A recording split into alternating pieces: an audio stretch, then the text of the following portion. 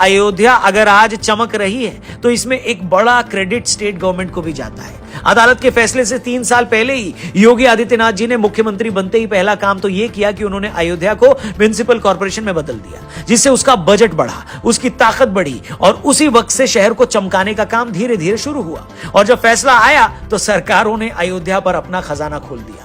अयोध्या में राम मंदिर से 7 किलोमीटर दूर 14 बीघा जमीन पर 219 करोड़ रुपए लगाकर नया बस अड्डा बनाया गया है। मंदिर से बस कुछ ही दूरी पर 250 करोड़ रुपए लगाकर रेलवे स्टेशन को अपग्रेड किया गया है और 1450 करोड़ रुपए लगाकर नए एयरपोर्ट का पहला फेज का काम पूरा कर लिया गया है। एयरपोर्ट के पहले फेज का काम पूरा होने के बाद हर साल 10 लाख लोगों के यहां लैंड करने का अनुमान है और जब एयरपोर्ट कंप्लीट हो जाएगा तो हर साल यहां 60 लाख लोग आ सकेंगे। यहां तक कि नए रेलवे स्टेशन को भी अपग्रेड करके इस लायक बनाया गया है कि वहां डेली 60,000 से ज्यादा लोग आ सकते हैं। आपको यह भी बता दें कि एयरपोर्ट बनने के साथ ही हर दिन एयरलाइन कंपनियां अलग अलग शहरों से अयोध्या के लिए अपनी फ्लाइट शुरू कर चुकी हैं। इंडिगो ने दिल्ली, अहमदाबाद और मुंबई से अयोध्या के लिए डायरेक्ट फ्लाइट शुरू कर दी है। एयर इंडिया ने बेंगलुरु, कोलकाता और दिल्ली से डायरेक्ट फ्लाइट का ऐलान किया है और शुरू भी हो गई है। स्पाइस जेट और अकाशा एयर ने भी कई सिटी से अयोध्या के लिए डायरेक्ट फ्लाइट का ऐलान किया है। इसके अलावा IRCTC ने अयोध्या के लिए टूर पैकेज का ऐलान भी किया है।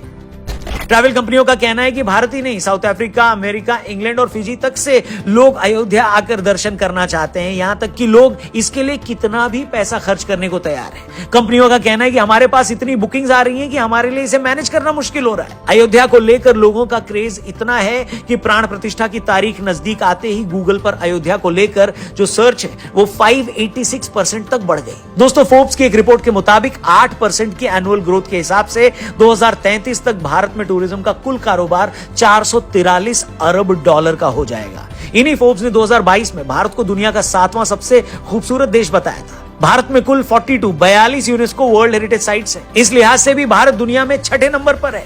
इतनी वर्ल्ड हेरिटेज साइट्स और किसी देश में नहीं है। और अब तो राम मंदिर की प्राण प्रतिष्ठा भी हो गई है। इसके बाद सिर्फ इस मंदिर को देखने अयोध्या और भारत आने वालों का जो नंबर होगा ना भाई साहब, उसे आप सिर्फ इमेजिन ही कर सकते हैं। क्या समझे? आप सोचिए, अदालती फैसलों के महज 3 साल में अयोध्या में जमीन की कीमतें 10 से 20 गुना तक बढ़ गई।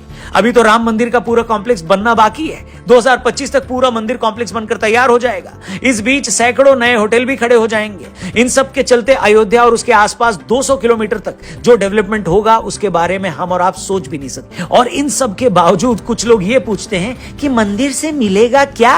अरे चचा, अरे ओ डैश वाले चचा, मंदिर से हम भक्तों को खुशी और प्रभु राम का आशीर्वाद तो मिलेगा ही, साथ ही मंदिर से इतने लोगों को रोजगार भी मिलेगा जितना कोई बड़े से बड़ा कारोबार भी नहीं दे पाए। इसीलिए मैंने शुरू में कहा है कि प्रभु राम भारत के सबसे बड़े धार्मिक ब्रांड ही नहीं, सबसे बड़े बिजनेस ब्रांड भी बन गए।